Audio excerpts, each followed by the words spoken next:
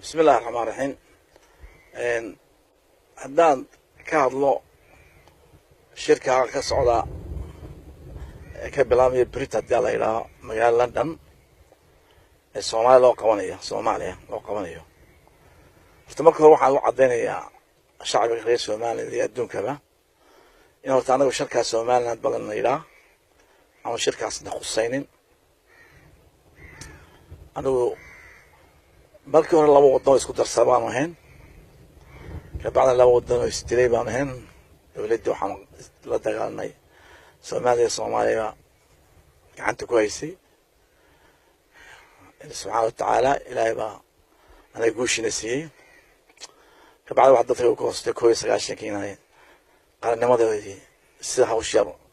yalla ba ka u baxday inaan soo ceshano ilaa 1990 laba waxaan dal dhisan يدل قسم وشارة أيام الحين إلى كل سجاشن كي دولة بالغ بقبتي شركة دمائم مكان الصومال ديسكا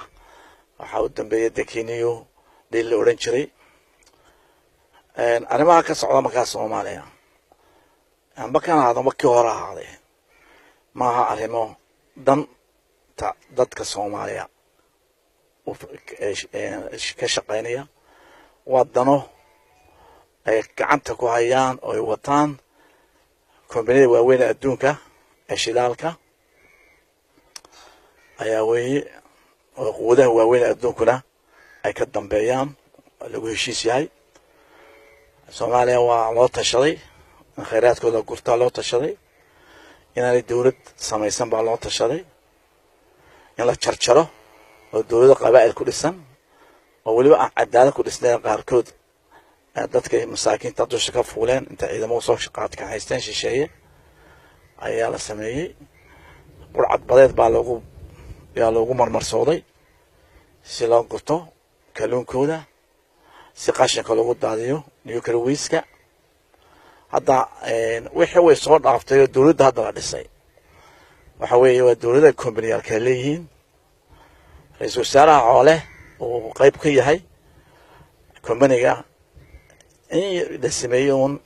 in markii la doortay xasan sheekh yar ka hor la yiraahdo som oil and gas la yiraahdo shareholder ka ahaa director unity africana ka ahaa kan imaka yare ordiya magaalada Sale waxaan soo noqonayaa himiladii Maxamed Siyaad Barana waxa weeye wuxuu ka socdaa Dutch Shell buu ka socdaa oo isna maalgeliyay soo baxniga ku soo baxay ku maalgeliyay marka waa laba nin oo jirka Soomaali leh laakiin qalbi shisheeye leh adeeg shisheeyana wada ayaa weeye waxaanu adduunka u sheegnaa jimcada Quraan waxaas u sheegnaa Soomaali meel joogta u sheegnaa in qorshaha magacaas dib oo magaalada guumeysiga ay dib u qaybisa Soomaaliya dhulka Talyaaniga la wajah Soomaaliya Itaaliya in laga kaco Soomaali meel ay joogtaba saawan maalinta dhawrtaninka reer Kenya uu ka hadlayay MP ga han jiray waxa weeye wax laga dhiidhiyaa weeye laga kaca weeye labaanna waa traitors high trace bay sameeyeen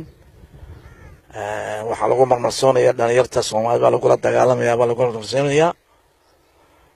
Soomaali danta Soomaalida iyo xalka Soomaali gacanta Soomaaliya ku jira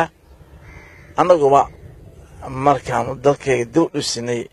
shisheeye nooma iman shil naguma siinin shirkii Boorame waa iska diidnay arrintan waa arrin Soomaaliya leedahay waxaan sameynay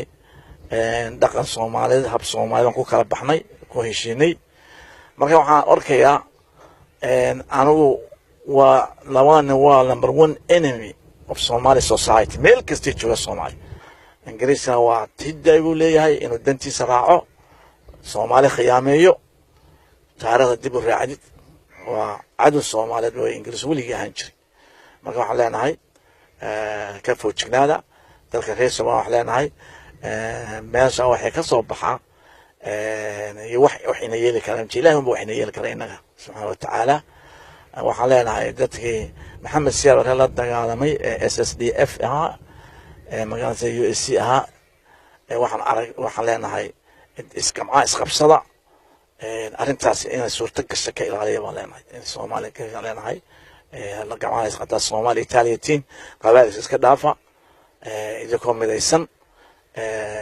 danahiina wada qabsada differenceina dhamaysta anagu diyaar baan nahay gacanta ku siino haddaan reer Somaliland. Assalamu alaykum wa rahmatullahi wa barakatuh.